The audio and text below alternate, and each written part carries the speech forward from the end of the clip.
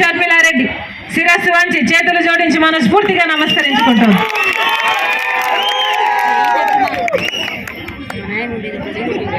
ఎన్నికలు వచ్చేసాయి, అవునా? ఎన్నికలు వచ్చేసాయి. 5 ఏళ్ళు అయిపోయింది, ఎన్నికలు అయిపోయి మళ్ళీ ఇప్పుడు ఎన్నికలు వచ్చేసాయి. వస్తున్నారా అమ్మా? వైసీపీ నాయకులు, టీడీపీ నాయకులు డబ్బులు తీసుకొని వస్తున్నారా? మీ చేతికి రావడంలో ఏ తప్పు లేదు. డబ్బులు ఎవరిచ్చినా తీసుకోండి, కానీ ఓటును మాత్రం అమ్ముకోకండి.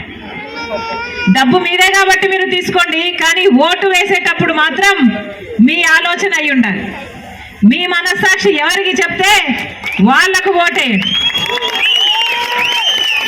మొదటి 5 సంవత్సరాలు మనం రాష్ట్రం ఏడిపోయిదాకా మొదటి 5 సంవత్సరాలు చంద్రబాబు గారికి అవకాశం ఇచ్చారు. తర్వాత 5 సంవత్సరాలు జగన్మోహన్ రెడ్డి గారికి అవకాశం ఇచ్చారు. చంద్రబాబు గారైనా జగన్మోహన్ రెడ్డి గారైనా ఇద్దరిలో ఏ ఒక్కరైనా రాష్ట్ర హక్కుల కోసం కొట్లాడారా లేదా ఒకసారి ఆలోచించండి. రాష్ట్రం ఏర్పడేటప్పుడు మనకు ప్రత్యేక హోదా ఇస్తామన్నారు. ప్రత్యేక హోదా అంటే స్పెషల్ స్టేటస్, రాయితీలు వస్తాయి కాబట్టి మన రాష్ట్రంలో బ్రహ్మాండంగా పరిశ్రమలు వచ్చేవి.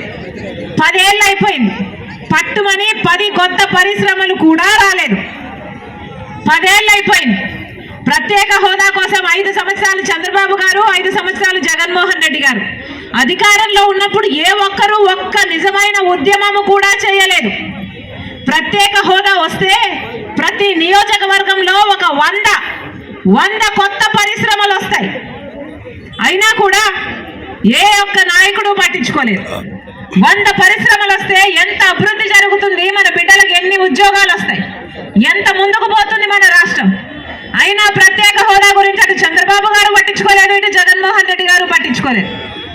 అందుకే చెప్తున్నాం, ఓట్లు ఎవరికి వేస్తున్నామని ఆలోచన చేసి ఓటు వేయండి. రాజధాని ఉందా? ఆంధ్ర రాష్ట్రానికి ఒక రాజధాని ఏడ్చిందా? ఏం చెప్పాడు చంద్రబాబు గారు? అమరావతి రాజధాని అన్నాడు. 3D గ్రాఫిక్స్ అన్ని చూపించాడు. సింగపూర్ లా తయారు చేస్తానన్నాడు. అయిందా? సింగపూర్ ఉందా? జగన్మోహన్ రెడ్డి గారు మళ్ళీ ముఖ్యమంత్రి అయ్యారు. ఈయనేమో 1 కాదు 3 రాజధానిలు అన్నాడు. అన్నారా? 3 ఏ ఒక్కటైనా అయిందా? ఒక్కటైనా ఏడ్చిందా?